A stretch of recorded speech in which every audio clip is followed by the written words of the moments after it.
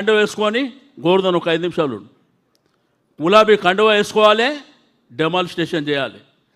జలమండలి మీ దగ్గర ఆఫీసులు ఉన్నాయి, ఆడపోయి ధర్నాలు చేయాలి.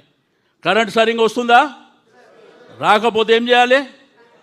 దీనికి ఏంటంటే కేటీఆర్ గారు మేము శ్రవణో లేకపోతే ఇక్కడ ఉన్నటువంటి నాయకులు చెప్పరు నువ్వు ఇది పోయి చేయమని చెప్పి. ఇప్పటి నుంచి మీరు కార్పొరేషన్ ఎలక్షన్లు వస్తే కొట్లాడడానికే సిద్ధంగా ఉండరు. మా అక్క చెల్లెళ్ళు, మా తమ్ముళ్ళు, మా యంగ్స్టర్స్ సిద్ధంగా ఉండరు కదా. మరి ఇప్పటి నుంచే పని స్టార్ట్ చేయండి, ఇప్పటి నుంచే పని స్టార్ట్ చేయండి. కరెంటు సరిగ్గా లేదు, నీళ్లు సరిగ్గా లేవు. మనకు వచ్చే సంక్షేమ కార్యక్రమాలు ఇస్తామని చెప్పినాయి, ఇస్తలేరు. నిరంతరం ప్రజల మధ్యన ఉండి మరి ఈ ప్రభుత్వాన్ని ఎండగడదాం. ఎండగట్టినప్పుడే తప్పకుండా ప్రజలలో కూడా మీ మీద ఒక నమ్మకం ఏర్పడుతుంది, మీ నాయకత్వం మీద నమ్మకం ఏర్పడుతుంది. కాబట్టి ఈ కార్యక్రమాలన్నీ మనం ముందుకు తీసుకెళ్ళవలసినటువంటి అవసరం ఉన్నది. ఎస్ఐఆర్ కానీ మెంబర్షిప్ కానీ ఒక నెల కార్యక్రమం, అది కేటీఆర్ గారు చెప్తారు ఆ విషయం. ఓన్లీ 1 మంత్ కార్యక్రమం. కానీ దినానికి మనం పొద్దున లేస్తే 9 గంటల నుంచి సాయంత్రం 8 గంటల వరకు 7 గంటల వరకు అనుకుందాం, 10 గంటలైతే ఖాళీ ఉంటాం కదా. ఈ 10 గంటలలో మనం చేసేది ఏంటంటే తప్పకుండా చాలామంది అనుకుంటారు ఏంటంటే అరే నేను తెలంగాణ ఉద్యమంలో పనిచేసిన, తెలంగాణ కోసం పనిచేసిన, గులాబీ జెండా కోసం పనిచేసిన, కేసీఆర్ గారు 10 ఏళ్ళు ముఖ్యమంత్రి అయినరు, నాకు ఏ పదవి రాలేదు, నాకు ఏమి రాలేదు అని చెప్పి రకరకాలుగా కొంతమంది మాట్లాడుకుంటారు. అది వాస్తవం కావచ్చు, ఎందుకంటే ప్రభుత్వం కొత్తగా ఏర్పడినప్పుడు ప్రభుత్వానికి కూడా అనేకమైనటువంటి కార్యక్రమాలు, ఎజెండాలు ఉంటాయి. కానీ ఒకటి మాత్రం గుర్తుంచుకోండి, ఈ గులాబీ జెండానే అన్నిటికంటే పెద్ద పదవి. ఈ జెండాకు ఉన్నటువంటి వాల్యూ ఏంది ఎరకనా? మీ బస్తీలో నీళ్లు రాకపోతే వాళ్ళు నీ దగ్గరికే ఎందుకు వస్తున్నారు? ఎందుకు వస్తున్నారు నీ దగ్గరికే? ఈ జెండాకు ఉన్నటువంటి పవర్, ఈ గులాబీ పార్టీలో ఉన్నటువంటి పవర్ నీ ఇంటికి రప్పిస్తుంది. ఆడ 300 ఇండ్లుంటే నిన్నే నాయకునిగా అక్కడ పేపర్లు ఎందుకు వస్తుంది? ఈ యొక్క జెండాకు ఉన్నటువంటి పవర్. మన ప్రభుత్వం వచ్చినప్పుడు ఎన్ని మేళ్ళు చేసినాం, పెన్షన్లు ఇచ్చినాము, రకరకాల కార్యక్రమాలు, రోడ్లు వేయించినాం, ఇండ్లు కట్టించినాం, ఫ్లైఓవర్లు కట్టినాం, పార్కులు కట్టినాం, వైకుంఠ ధామాలు కట్టినాం, పంజగుట్ట బొందలు గడ్డ అంటాం కదా మనం. అప్పుడు ఎట్లుండే, ఇప్పుడు ఎట్లుంది? ఎవరు చేశారు? అంటే కేసీఆర్ గారి ఆలోచన అంతవరకు వెళ్ళింది. ఇప్పుడు చూస్తున్నాం ఈ ప్రభుత్వాన్ని,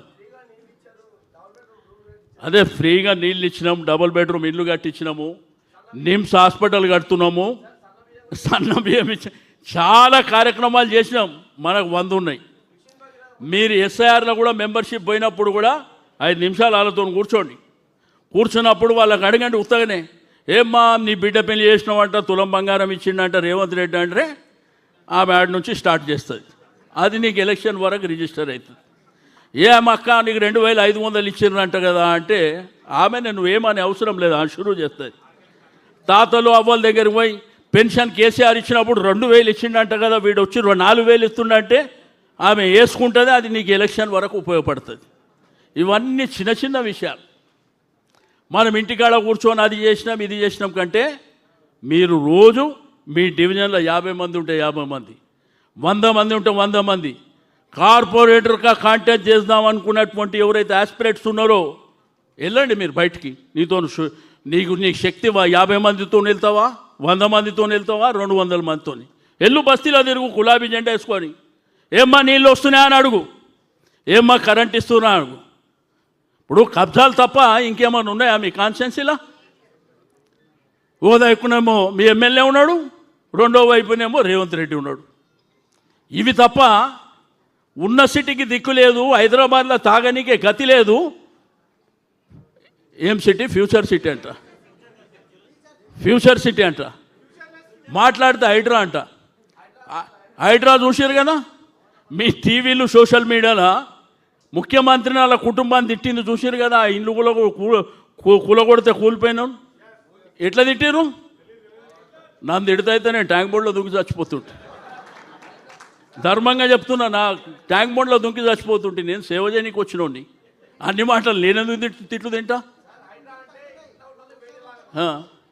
వాడు మా మన్మని అడుగుతుండు, తాతయ్య ఇది ఆడేమో పబ్లిక్ స్కూల్లో చదువుతాడు, వాడు అడుగుతుండు ఈ గుడ్లు తీసి గోటీలు అంటే ఏందని అడుగుతుండు. ఏం చెప్పాలి నేను దానికి? ఏం చెప్పాలి? వాడు పేగులు మెడలు వేసుకుంటా అంటారు.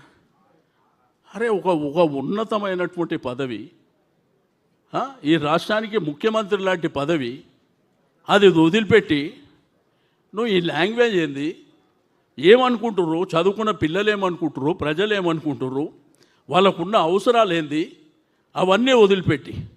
కాబట్టి నేనేమంటున్నా, ఖైరతాబాద్లో ఇప్పటి నుంచి ప్రత్యేకమైనటువంటి దృష్టి ఉంటుంది. ఎవడు కొట్లాడతాడో, ఎంతవరకు వెళ్దామో, మీ దగ్గరికి ఎవరు వస్తారో నేను కూడా మీతో పాటే ఉంటా. ఎవ్వరు కూడా భయపడవలసినటువంటి అవసరం లేదు. తప్పకుండా ఈ ప్రభుత్వం మెడలు వంచి ప్రభుత్వం చెప్పినటువంటి అనేకమైనటువంటి సంక్షేమ కార్యక్రమాలు మీరు ఇచ్చే వరకు మిమ్మల్ని వదిలిపెట్టే సమస్యనే లేదు. ఎందుకంటే పార్టీ ఏమన్నా ఆషామాషి పార్టీ, ఈ రాష్ట్రాన్ని తెచ్చినటువంటి పార్టీ గులాబీ జెండా ఆషామాషి పార్టీ కాదు. కాబట్టి ఈ తెలంగాణ భూభాగం మీద ఎవ్వడెన్ని నకరాలు చేసినా కానీ వదిలిపెట్టే సమస్యనే లేదు. ఎట్టి పరిస్థితుల్లో వదిలిపెట్టాం. ఏంది దోపిడీ రాష్ట్రంలో? ఎవరికి దోచింది ఆడే దోసుకుంటుండు, ఎవడు ఇష్టం ఉన్నది వాడే చేసుకుంటుండు, ఏది పడితే అది. ఈరోజు ఏంటంటే హైదరాబాద్ పరిస్థితి, కేసీఆర్ గారి పరిపాలన ఎంత అద్భుతమైనటువంటి పరిపాలన అందించిండు. ఆ రోజు ప్రజలు ఎంత సంతోషంగా ఉన్నారు. ఈరోజు పండుగ చేసుకుందామంటే కూడా జోబులో 1000 రూపాయలు లేవు పండుగలు చేసుకుంటే. ఆ రోజు సంబంధ వర్గాలు సంతోషంగా ఉండాలని ఒక మాంకాళి జాతర చేసుకుంటే మీరు చందాలు వసూలు చేయొద్దు, ప్రభుత్వమే ఇస్తుందని పెద్ద మనసుతో కేసీఆర్ గారు ఇచ్చారు. ఒక రంజాన్ చేసుకుంటే పేదవాళ్ళు కొత్త బట్టలు లేదంటే తోఫా అనే కార్యక్రమాన్ని పెట్టి ఆ రోజు వాళ్ళకు ఆ కార్యక్రమం చేశాడు. అదేవిధంగా క్రిస్టియన్కు క్రిస్మస్ చేసుకుంటే ఇట్లా అన్ని వర్గాల ప్రజలు సంతోషంగా ఉండాలనేటువంటి భావనతోని కార్యక్రమాలు. ఓకే, ప్రజల అధికారం 10 ఏళ్ళ తర్వాత ఇవ్వకపోయిండొచ్చు, కానీ ఈరోజు అదే ప్రజలు ఏం చెప్తున్నారు? కేసీఆర్ గారు ఎక్కడున్నో మీరు రావాలి, కేసీఆర్ గారు మీ పరిపాలన మళ్ళీ కావాలి. రైతాంగం రాష్ట్రంలో ఒడ్లు కొనేటోడు దిక్కులేడు. ఆ రోజు కేసీఆర్ గారు యూరియా 6 నెలల ముందే స్టాక్ చేసి పెడుతుండే. ఈరోజు ఎక్కడికి పోయినాయి? పెద్ద పెద్ద పేపర్లు యాడ్లు వేసుకుంటారు సిగ్గు లేకుండా, పని చేయకుండా.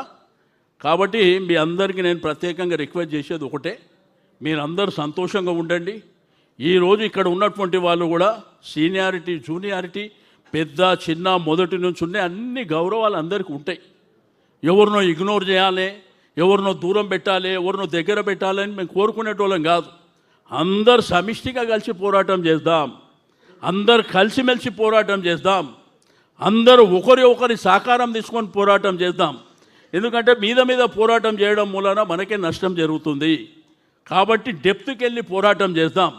అంతేగాని దీంట్లో కొంతమందిని దూరం పెట్టాలి, దగ్గర పెట్టాలి, అటువంటి కార్యక్రమాలు ఉండవు. ఇది పార్టీ అనేది సముద్రం లాంటిది. ఎందుకు చెప్తున్నా అంటే కొంతమందికి తెలియక, నేను 30 ఏళ్ళ నుంచి రాజకీయాల్లో ఉన్నా, నాకు అనుభవం ఉన్నది. అనుభవం ప్రకారం నేను గీత గీసుకొని కూర్చుంటాను, నా తప్పే ఓడలేడని. పార్టీ ఒకవేళ నన్ను పక్కన పెట్టింది అనుకో, నా ఇంటి పక్కలో 4 తయారైపోతారు, నేను ఎక్కడికో పోతా. ఇది రాజకీయాలలో అంటే కొన్ని డైమెన్షన్స్ ఉంటాయి. రాజకీయాలలో అప్ అండ్ డౌన్స్ కూడా ఉంటాయి. ఏ టైంలో ఎట్లా జాగ్రత్త పడి ముందుకెళ్ళాలో అది మన మీద ఆధారపడి ఉంటుంది. అందుకే చెప్తున్నా, అందరం సమిష్టిగా మీకు ఎవ్వరికైనా కానీ ఏ టైంలో ఏ ఇబ్బంది, ఏ అవసరం ఉన్నా నాకు ఫోన్ చేయండి, రండి. ఇప్పటికే చాలామంది వస్తుంటారు నాకు ఖైరతాబాద్ కాన్స్టిట్యున్సీ నుంచి. మీరు ఎప్పుడు ఏ విషయానికి వచ్చినా కానీ తప్పకుండా మాట్లాడతాను. నాతోనైంది, కేటీఆర్ గారితోనైంది, వారి దృష్టికి తీసుకెళ్తాం. తప్పకుండా మీకు ఏంటంటే కాన్స్టిట్యున్సీ డెవలప్మెంట్, ఇప్పుడు మీకు శ్రవణ్ అన్న ఎమ్మెల్సీగా ఉన్నాడు, ఆయన కూడా మీరు శాసన మండలిలో కొట్లాడతాడు. మీకు ఎక్కడన్నా కమిషనరేటో లేకపోతే ఇక్కడ మున్సిపల్లో వారు కూడా రమ్మంటే రావడానికి సిద్ధంగా ఉంటారు. అందరం కలిసి పోరాటం చేసి, నేను మాత్రం మీకు క్లియర్గా చెప్తుంది,